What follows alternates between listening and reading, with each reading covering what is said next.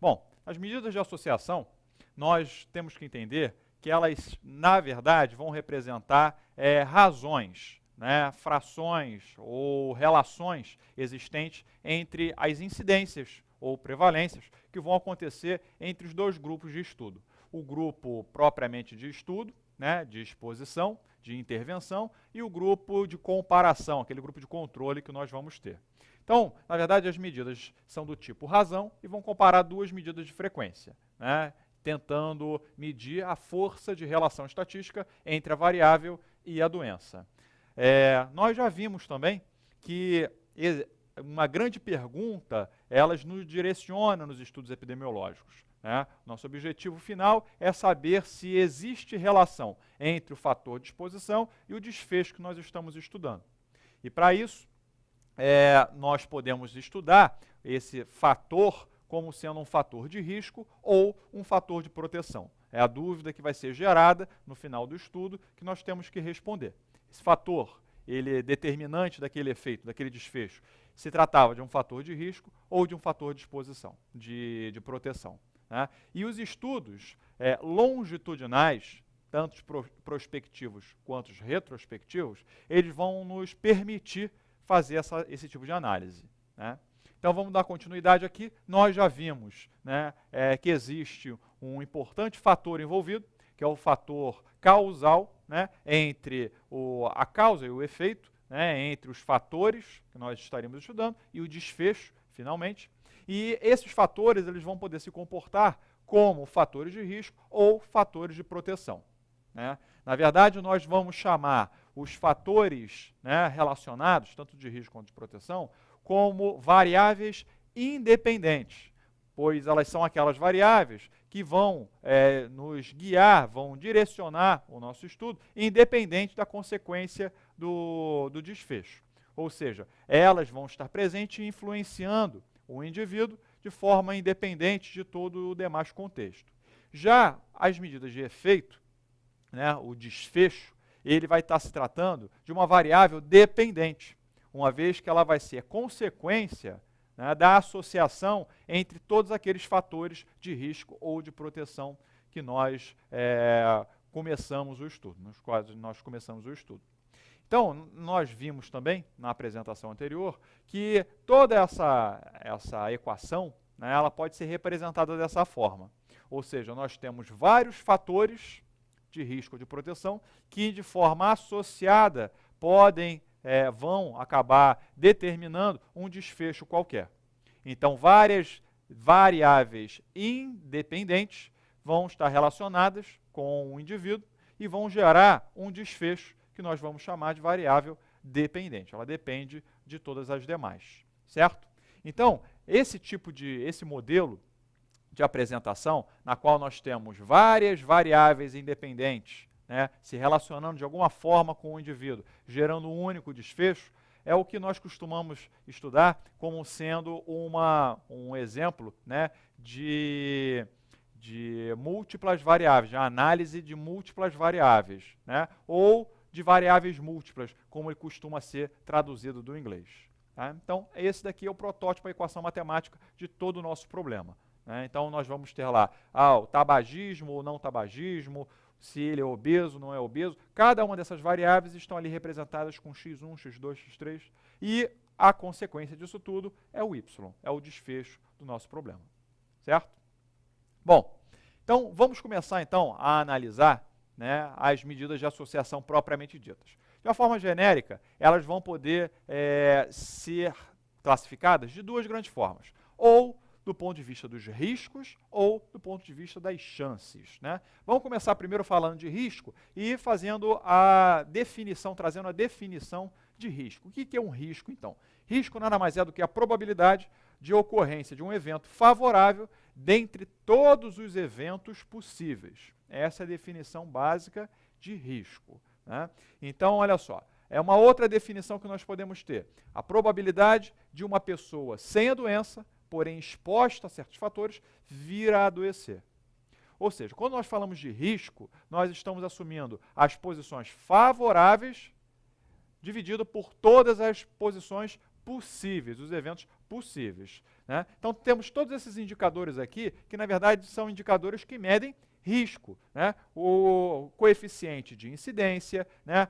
O coeficiente de prevalência, ou a prevalência propriamente dita, né? Os outros demais coeficientes, como coeficiente de mortalidade infantil, coeficiente de mortalidade por causas específicas, todos eles medem risco, ou seja, vai ser uma divisão entre os eventos favoráveis dos eventos possíveis.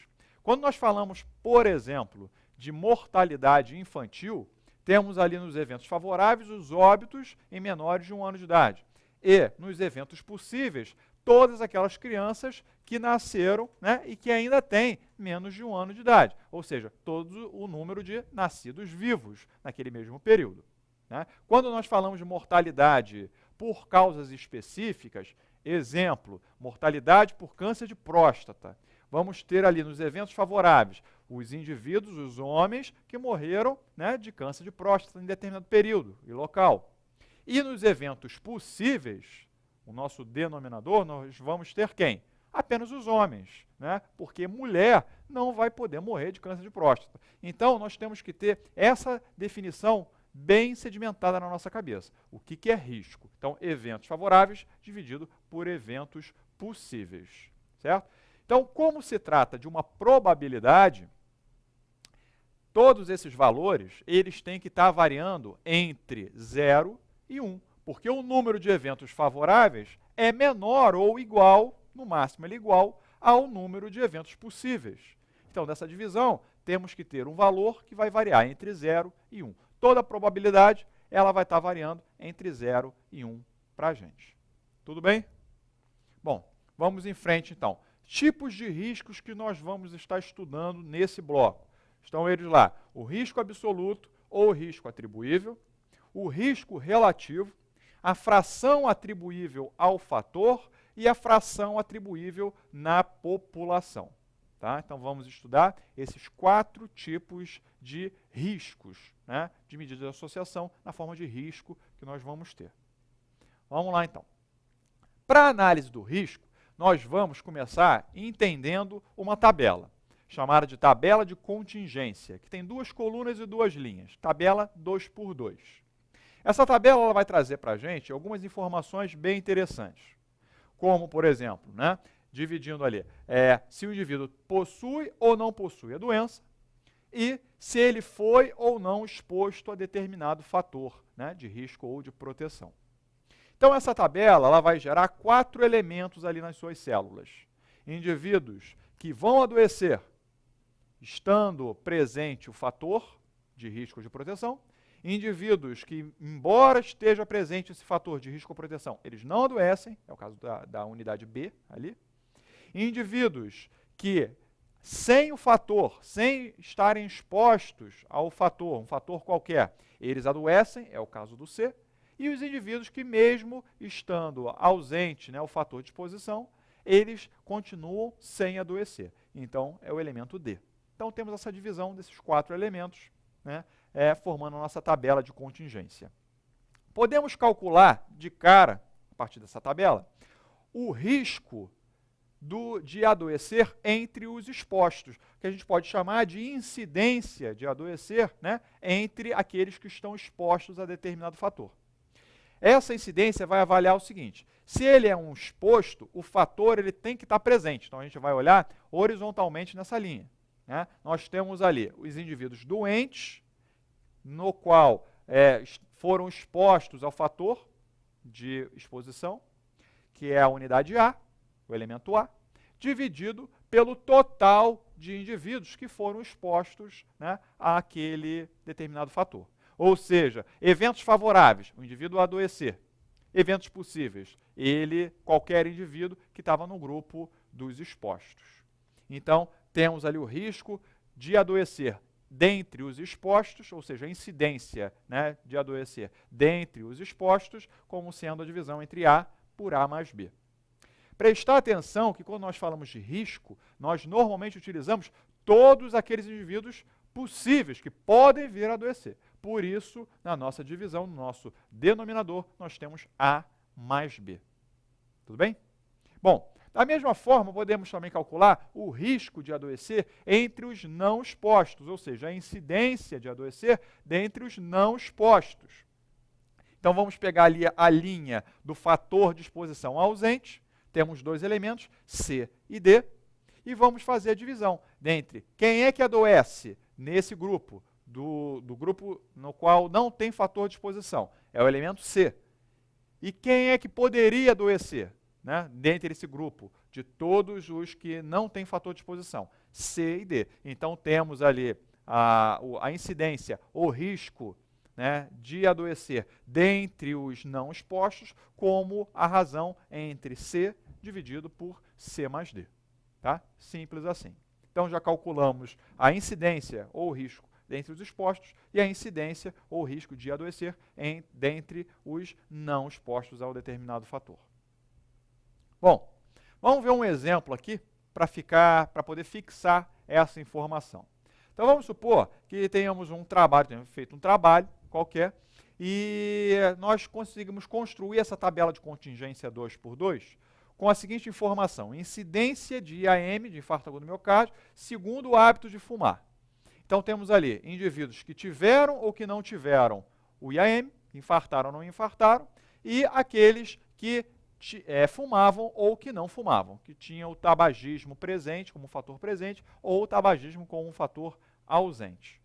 Se fôssemos calcular o risco de ter um IAM dentre aqueles indivíduos expostos ao cigarro, o que nós faríamos? Pegaremos apenas a linha, né, dos indivíduos que fumam, cigarro, o tabagismo presente. Então, temos A e B.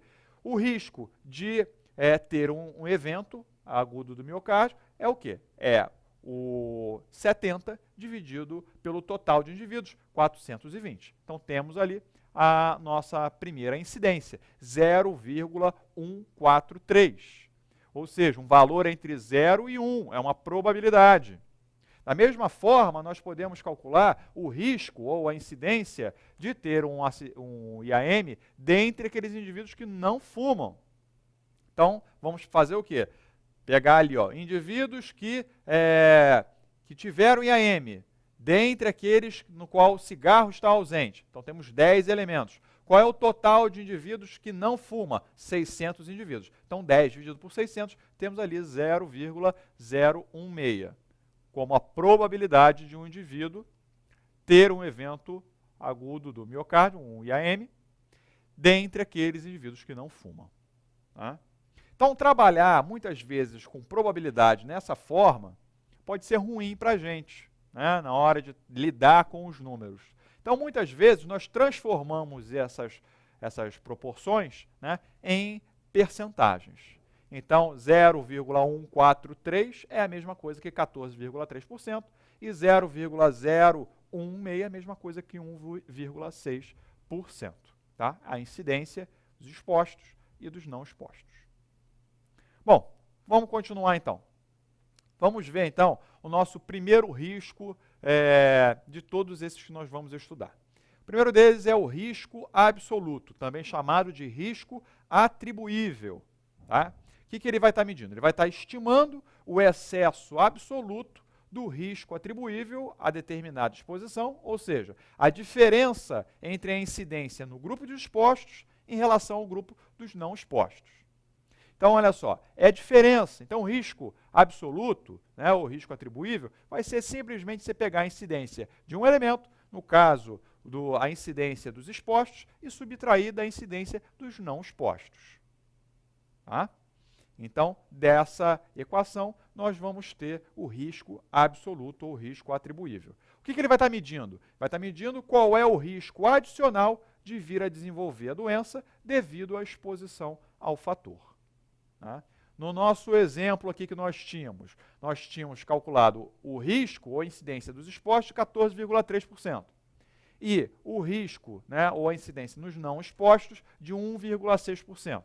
Qual é o risco atribuível, né, ou o risco absoluto que nós temos aí? É a diferença entre os dois. Então, 0,143 menos 0,016, ou seja, 12,7%. O que corresponde a esse 12,7%?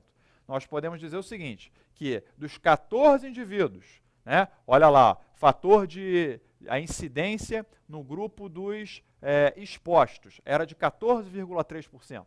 Então, dos 14 indivíduos que vão infartar dentre os 100, né, que estão expostos ao cigarro, 13 deles, ou seja, 12,7%, vão infartar por causa do cigarro. Né? Então, esse daí é a nossa definição, o que quer dizer, né, o risco atribuível. A gente pode atribuir esse percentual ao cigarro, exclusivamente ao cigarro. Né? Preste atenção que quem fuma e quem não fuma, os dois grupos infartam. Só que quem fuma infarta muito mais do que quem não fuma. Então, se nós fizermos essa diferença, nós vamos saber quanto que realmente, no grupo dos expostos ao cigarro, quanto, né, que é devido, do IAM, é devido ao cigarro propriamente dito. Tá? Vamos seguir. Quanto ao risco relativo. O risco relativo ele vai estimar a razão entre o risco, né, ou a incidência, dos indivíduos expostos e a incidência, né, entre os indivíduos não expostos. Então, é uma razão. Vamos pegar um elemento e vamos dividir pelo outro elemento. Tá? Então, na verdade, o risco relativo vai estar lá, ó, a divisão entre o quociente entre a incidência dos expostos pela incidência dos não expostos. Tá? O que ele vai estar nos dizendo? Que informação ele traz? Traz o seguinte, quantas vezes é mais provável os indivíduos expostos virem a desenvolver a doença em relação aos não expostos? Quantas vezes? Quantas vezes? Então, vamos tomar os indivíduos, a incidência dos não expostos, como a nossa referência. Se o grupo dos expostos, né, infartar, né, no caso do nosso exemplo, infartar 2 vezes mais, o nosso risco relativo vai ser de 2. Se infartar 3 vezes, em relação ao outro grupo, o grupo dos não expostos, nosso RR vai ser igual a 3. Se infartar 10 vezes o primeiro, vai ser 10. Né? Se infartar uma vez, tiver um RR igual a 1, o que a gente vai poder dizer? Que a incidência nos expostos é igual à incidência nos não expostos. Então vamos trazer para o nosso exemplo aqui de novo. Né? Nós tínhamos lá a incidência nos expostos 14,3%, a incidência nos não expostos 1,6%. Vamos calcular o risco relativo, então. Vamos dividir um elemento pelo outro.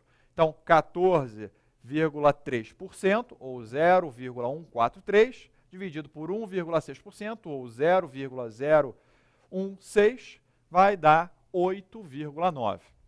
Ou seja, né, o que isso quer dizer? Que informação é esse 8,9? Indivíduos tabagistas possuem praticamente 9 vezes o risco de ter IAM em relação aos indivíduos não tabagistas. Muito cuidado, gente, nessa hora, com o português. Porque olha só o que essa informação está nos trazendo. Nós estamos dizendo que os indivíduos tabagistas possuem 9 vezes o risco de infartar em relação aos não tabagistas.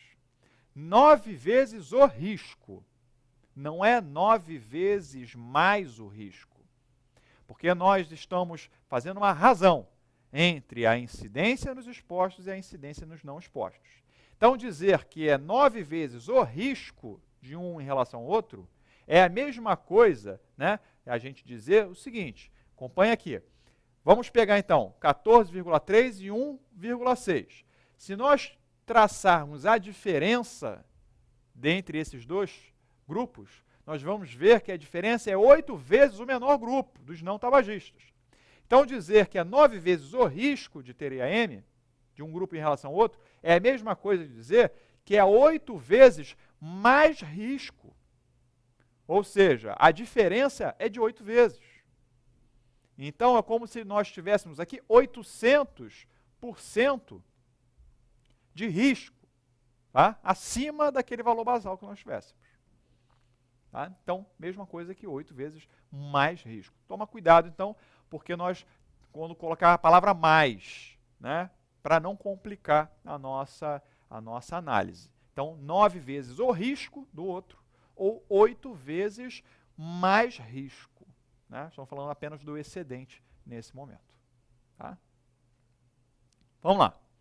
Próximo risco que a gente vai estar trabalhando, medida de associação, é a fração atribuível ao fator. Gente, enquanto que nos riscos propriamente ditos, né, risco absoluto, risco relativo, nós estávamos fazendo ou a subtração ou a divisão, o quociente, de um risco para o outro, de uma incidência para o outro, aqui, na fração atribuível, nós vamos estar nos referindo a uma proporção. Uma proporção, né? Quanto que um fator ele é causa, né, daquele desfecho em um determinado grupo. Então, olha só, ele estima a proporção da incidência do desfecho atribuída à sua exposição a um determinado fator dentro do grupo dos expostos. Então, fração atribuível, tanto a fração atribuível ao fator quanto a fração atribuível à população, elas vão ser muito semelhantes. Tá? O que vai estar mudando vai ser o primeiro elemento da nossa equação. Então, vamos olhar com calma. O que diz a fração atribuível ao fator? Tá? Ela é uma expressão em percentagem. Né? Nós podemos observar aqui que ela vai ser a incidência nos expostos menos a incidência nos não expostos dividido pela incidência nos expostos. Ou seja, nós vamos calcular a diferença de um grupo com o outro, expostos e não expostos, vamos ver quanto é que deu essa diferença, e vamos dividir esse resultado, dessa diferença, desse delta, pela incidência nos expostos. Então a gente vai achar uma fração, uma proporção do grupo dos expostos, tá? Que nós vamos poder atribuir a determinado fator. Então, vamos olhar aqui. Qual a participação efetiva do fator no desfecho, dentro do grupo dos expostos? Essa é a pergunta relacionada a esse risco. Tá? Vamos lá para o nosso exemplo, para a gente poder ver o que isso vai acontecer. Obviamente, se nós estamos falando da diferença entre a incidência nos expostos e a incidência nos não expostos, isso nós já vimos que é a mesma coisa que o risco absoluto, o risco atribuível. Então, na verdade, a fração atribuível ao fator é a mesma coisa que o risco absoluto dividido pela incidência dos expostos. Vamos lá para o nosso exemplo do IAM do cigarro, do tabagismo, para a gente ver como que nós podemos processar essas informações. Então, olha lá. Primeira coisa que nós vamos ter que calcular aqui, né? Nós já sabemos a incidência ou o risco no grupo dos expostos, dava 14,3%. A incidência ou risco, né, de adoecer no grupo dos não expostos, dava 1,6%. E agora vamos calcular a incidência ou risco total. Então, de todos os indivíduos, independente se fumavam ou não se fumavam, né, qual é a chance de um indivíduo dessa amostra de ter um evento, um IAM, tá? Um infarto. Então, nós vamos pegar ali 80, dividir pelo total de indivíduos, 1.090, vamos achar 0,073 ou 7,3%. Tudo bem? Então, isso aí é a incidência ou risco de alguém infartar nesse grupo que nós estamos analisando. Bom, vamos calcular então a fração atribuível ao fator. Fração atribuível vai ser, vamos pegar então a incidência no grupo dos expostos, 14,3, menos a incidência no grupo dos não expostos, 1,6%. Vamos trabalhar sempre, né? Não vamos trabalhar com a porcentagem, vamos trabalhar sempre com esse número fracionado, tá? Para não ter erro. Então, olha lá, 14,3, né? 0,143 menos 0,016. Dividido por quem? Dividido pelo primeiro elemento, a incidência dos expostos. Tá? Então, dividido por 0,143. O resultado dessa nossa divisão é 0,89, ou seja, 89%. O que isso quer dizer, esse número? Dentre os indivíduos que fumam, então apenas esse grupo daqui, vamos analisar esse grupo, né, que o tabagismo estava presente. Dentre os indivíduos que fumam, 89% dos casos do IAM foram causados pelo cigarro. Ah, não era 100%? Não era 100%. Lembra, naquele grupo que não fumava, também fartava. Então, no grupo que fuma, vai ter como causa o cigarro, propriamente dito, e outros fatores, tal como no grupo que não fumava. Então, o que nós estamos calculando aqui é a contribuição em percentagem do cigarro dentre todos esses indivíduos. Nós já tínhamos visto lá no risco atribuível o seguinte, que de cada 100 indivíduos, né, que fumam, 14 iam ter um infarto. E desses 14, 13 casos estavam associados ao quê? Ao cigarro. Então, o que nós estamos fazendo nada mais é do que dividir 13 por 14. 13 por 14. Ou seja, quanto que esses casos, né, relacionados diretamente ao cigarro representam de toda essa população, né, que foi exposta ao cigarro, desses 14 elementos. Então, 13 dividido por 14 é a mesma coisa que 89%. Né? Então, 12,7, né, que é o número exato, dividido por 14,3, tinha que dar 0,89 ou 89%. Certo? Então, temos ali a divisão do risco atribuível pela incidência no grupo dos expostos. Vamos continuar, então, falando agora sobre a fração atribuível na população. Esquece agora a fração atribuível ao fator, vamos pensar na população. É basicamente a mesma coisa que a fração atribuível ao fator.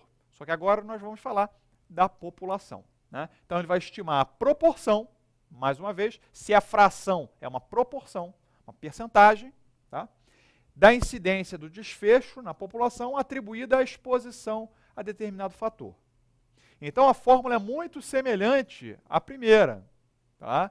A diferença é que nós vamos usar a incidência total na população e não a incidência no grupo dos expostos. Então, nós vamos ter a diferença no numerador, a diferença entre a incidência total menos a incidência no grupo dos não expostos, dividido pela incidência total.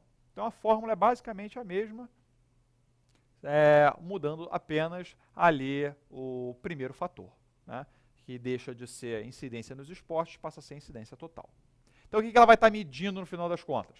Qual é a proporção do desfecho que esperamos eliminar ao retirar o fator de exposição? Então, se a gente tirar o cigarro, qual é a proporção? Proporção, né, do desfecho que nós vamos eliminar dessa população.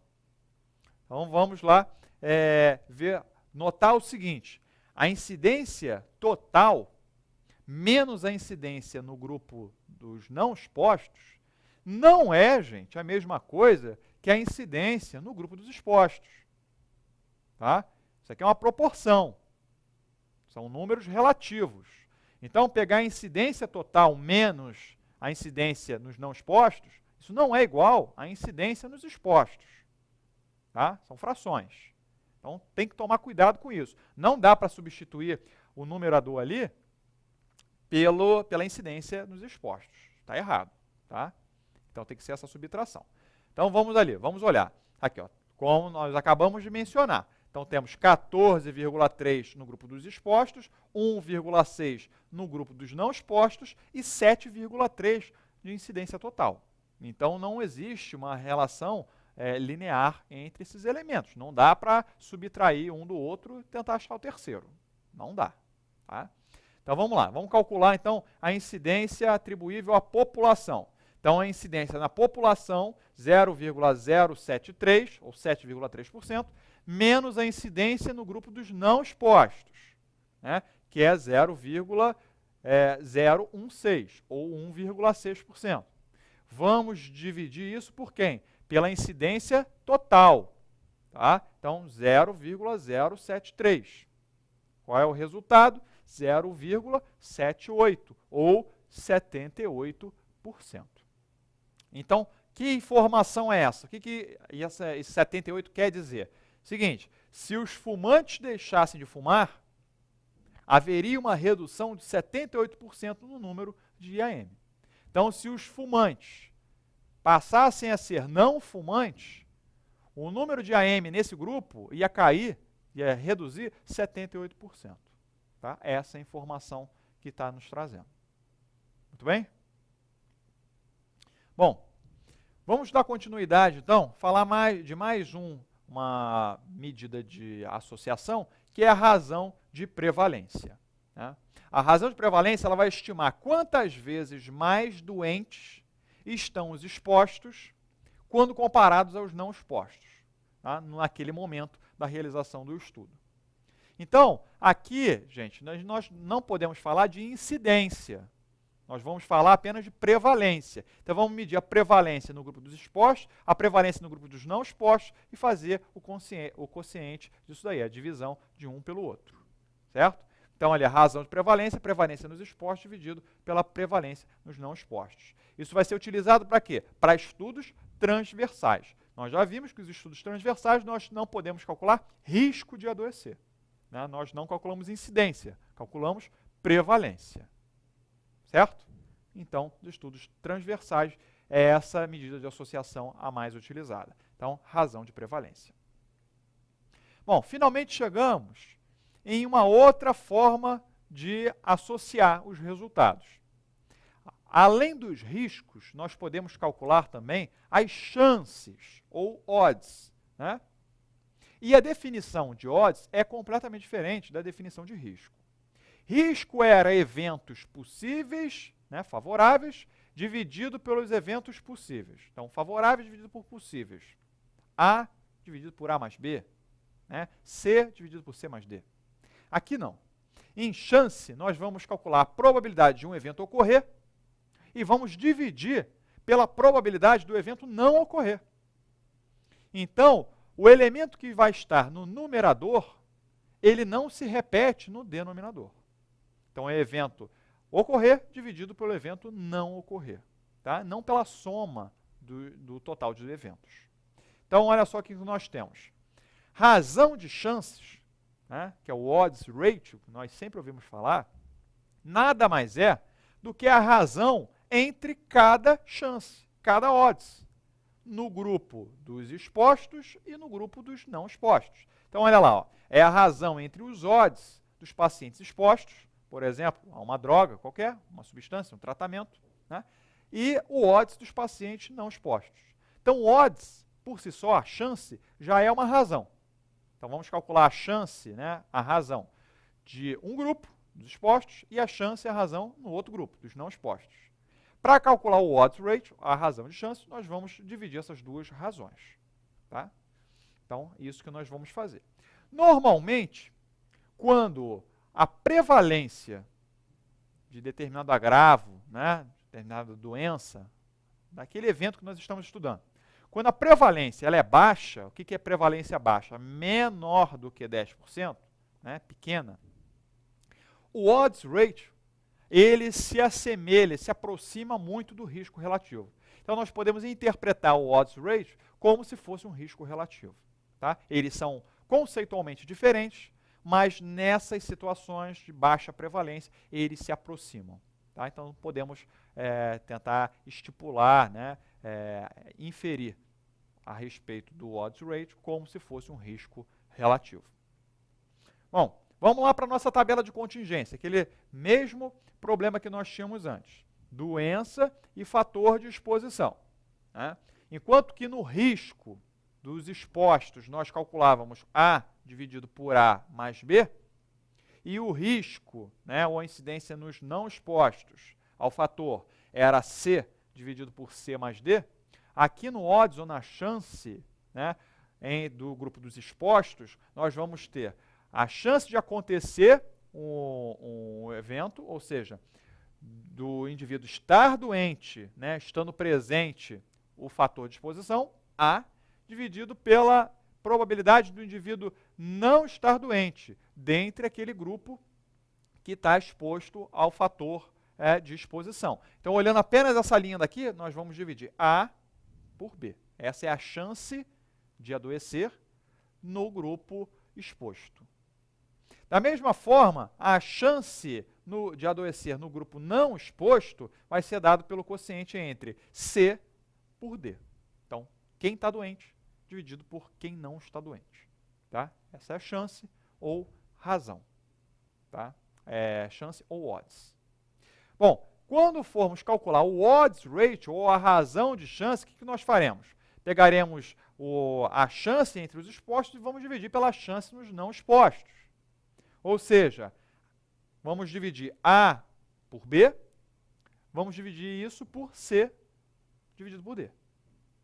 Então, podemos matematicamente mudar essa nossa expressão para o seguinte: A vezes D dividido por C vezes B. Ou seja, o odds ratio é muitas vezes chamado, denominado de produto, razão dos produtos cruzados. Porque nós, na verdade, nós vamos estar multiplicando A por D e dividir por B vezes C. Então, razão dos produtos cruzados, na nossa tabela de contingência. Vamos lá para o nosso exemplo, para a gente poder ver o que vai acontecer. Então, olha só. Vamos calcular a chance no grupo dos expostos. Então, aqueles que fumam. Nós temos 70 indivíduos que tiveram IAM e 420 indivíduos que não tiveram IAM. Então, a chance nesse grupo, no grupo dos expostos, vai ser dado por 70 dividido por 420, ou seja, 0,166, 16,6%. Da mesma forma, a chance no grupo dos não expostos. Então, vamos olhar apenas para essa linha daqui, dos não expostos. Vamos lá, vamos dividir 10, aqueles que tiveram IAM, por 590, aqueles que não tiveram IAM. Então, dessa razão, nós vamos ter, então, a chance no grupo dos não expostos, que é de 0,017, ou 1,7%. Essa é a chance no grupo dos não expostos. Ao calcular o odds ratio, o que nós vamos fazer? Dividir uma chance pela outra chance. Então, desse quociente, nós vamos ter o quê? 0,166 dividido por 0,017 dá 9,8. Então, essa é a razão de chance, ou odds ratio, desse nosso problema. Então, vamos notar o seguinte: a nossa prevalência nesse problema era de 7,3%. Como é que nós calculamos essa prevalência? Vamos pegar todos os indivíduos que estão doentes. Então, aqui, temos um total de 80 indivíduos doentes e vamos dividir pelo total da população, 1.090. Então, 80 dividido por 1.090, nós temos uma prevalência de 7,3%. Com uma prevalência menor do que 10, olha só como o odds ratio se aproximou do risco relativo. Nós tínhamos calculado um risco relativo de 8,9 e o odds ratio de 9,8. Senhores, atenção! Essas medidas, elas não têm unidade, elas são adimensionais. Tá? Não é por cento, não é 8,9 ou 9,8%, não. Tá? Porque nós dividimos uma incidência por uma outra incidência ou uma chance por outra chance. Então, some, desaparece a unidade. Tá? Então, ele é adimensional, 8,9 ou 9,8. Tudo bem? Vamos lá. Então, o que nós já vimos até então? Dependendo do tipo de estudo, uma medida de associação ela vai estar mais apta, mais adequada para ser utilizada. De uma forma geral, nos estudos de coorte, estudos analíticos, longitudinais, prospectivos, nos quais nós podemos calcular incidência, o risco propriamente dito, nós costumamos usar um tipo de medida. Nos estudos de caso-controle, que são estudos analíticos, longitudinais, porém eles são retrospectivos, não fica muito bom nós calcularmos, tentarmos calcular incidência, porque nós não acompanhamos o adoecimento do indivíduo. Nós olhamos para trás, passado. Então, nesse caso, nós utilizamos uma outra medida de associação. E nos estudos transversais, que não podemos estipular a incidência, apenas a prevalência, nós vamos calcular uma outra medida de associação. Então, nós temos aqui estudos de coorte, são estudos observacionais, longitudinais, prospectivos. Estimam risco de adoecer, também chamado de incidência cumulativa. Enquanto que os estudos de caso-controle, eles também são observacionais, longitudinais e, entretanto, eles são retrospectivos. Então, eles vão estimar chance de adoecer e não risco. Então, a chance também pode ser chamada de frequência relativa da exposição. E os estudos transversais, como nós já vimos, são observacionais e transversais, seja ele um estudo ecológico ou um estudo, um inquérito, né? Ou um estudo de prevalência propriamente dito. Então ele vai estimar a probabilidade de estar doente naquele momento. Você só está olhando uma vez para a população, então não tem como calcular o risco do indivíduo vir a adoecer, né? Você só vai poder calcular o indivíduo, a probabilidade dele estar, de encontrar um indivíduo doente, tá, na população. Então, prevalência que a gente vai estar falando. Então, gente, desses caras aí, estudos de coorte, qual é a melhor medida de associação? É o risco relativo, né? Nos estudos de caso-controle, qual é a melhor, tá, medida de associação? É a razão de chance. Enquanto que nos estudos transversais, qual é a melhor, né, medida de associação? É a razão de prevalência. Tudo bem? Não quer dizer que nos casos-controle você não possa calcular risco relativo. Pode, mas não é a medida de efeito, a medida de associação mais adequada, tá? A melhor de todas seria a razão de chances, o odds ratio. Bom, e nos estudos, os ensaios clínicos, né? Nesse tipo de estudo aí, o que a gente vai fazer então? Os ensaios clínicos, eles são experimentais, longitudinais, prospectivos, vão permitir, né, estimar a incidência de um agravo, de um desfecho, né? Nós sabemos disso. Nos ensaios clínicos, qual é a medida de efeito mais adequada para os ensaios clínicos propriamente dito? Então, nós vamos ter várias medidas de efeito, né, que são utilizadas para ensaios clínicos. São elas ali, a redução do risco absoluto, o risco relativo, a redução do risco relativo e o número necessário para tratar. Tá? Então, essas são as medidas de associação mais utilizadas em ensaios clínicos. Vamos destrinchar cada uma delas, falar de uma por uma. Tá? Vamos começar, então, falando sobre o risco absoluto, redução do risco absoluto. Bom, redução do risco absoluto, gente, ele vai medir a diferença absoluta do risco de adoecer entre os grupos. Então, nós vamos ter uma diferença, né, de um grupo menos outro grupo. Lembrando que, em se tratando de um ensaio clínico, o grupo, né, de tratamento, nós vamos ter dois grupos, o grupo de tratamento e o grupo controle. E o grupo de tratamento, ele visa um benefício. Ele visa trazer uma consequência boa para o indivíduo. Então, a incidência, né, de algum desfecho ruim nesse grupo, do tratamento propriamente dito, ele tem que ser, né, em princípio, nós queremos que ele seja menor do que no grupo que tem um tratamento convencional, ou o grupo controle, que não sofre tratamento nenhum. Então, o nosso grupo experimental, né, eu quero trazer um benefício para o indivíduo. Então, em princípio, nós temos ali, ó, X é o risco de morrer no grupo controle e Y, o risco de morrer no grupo tratamento.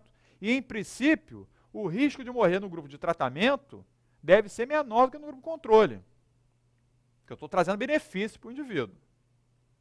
Então, vamos lá. Quem é que a gente vai fazer? Diferença de quem com quem? Então, do maior risco menos o menor risco. Então, o maior risco é o grupo controle, menor risco, grupo tratamento. Então, X menos Y. Essa é a redução do risco absoluto. Certo? Bom, vamos em frente. Risco relativo. Já vimos que o risco relativo é uma razão, né, entre as incidências. Então, o que vai estar medindo o risco relativo? É o risco de morrer nos pacientes submetidos ao tratamento em relação ao grupo controle. É o risco de morrer no grupo controle. Então, vai ser o quociente, né, uma divisão entre dois riscos, sendo o risco Y, que é o risco de morrer no grupo tratamento, dividido por X, que é o risco de morrer no grupo controle. Então, essa razão aqui, né, em se tratando de um fator de proteção, então essa razão vai ser menor do que 1. Em se tratando de um fator, né, de risco, propriamente dito, se o grupo de tratamento ele tem um desfecho pior do que o grupo controle, eu vou ter uma razão aqui do risco relativo maior do que 1. Tá? Bom, vamos continuar então.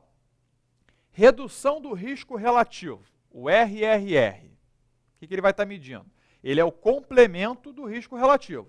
e expressa a redução do risco de morrer no grupo tratamento.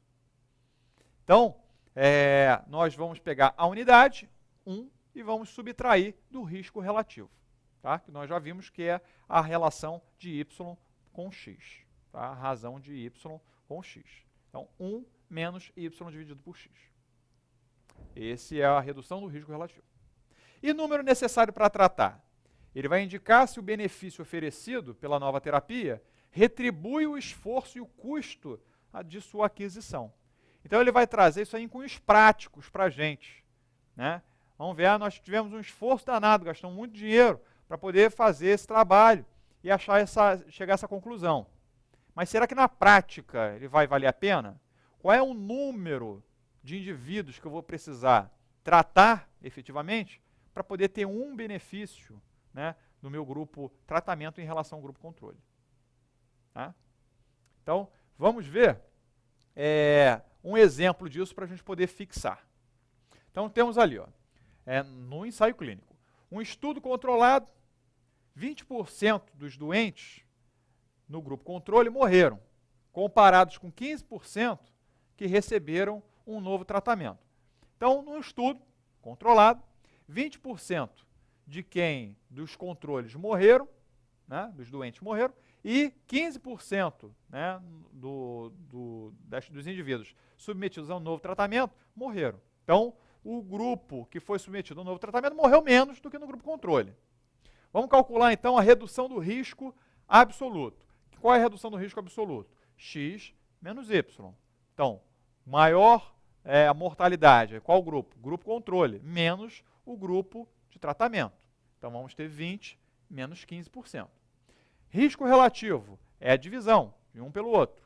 Então, 15 dividido por 20%. Redução do risco relativo, 1 menos 15 dividido por 20. Né? E, finalmente, o número necessário para tratar, que é o inverso, né, da nossa redução do risco absoluto. Então, vamos traduzir isso daí. O que nós temos?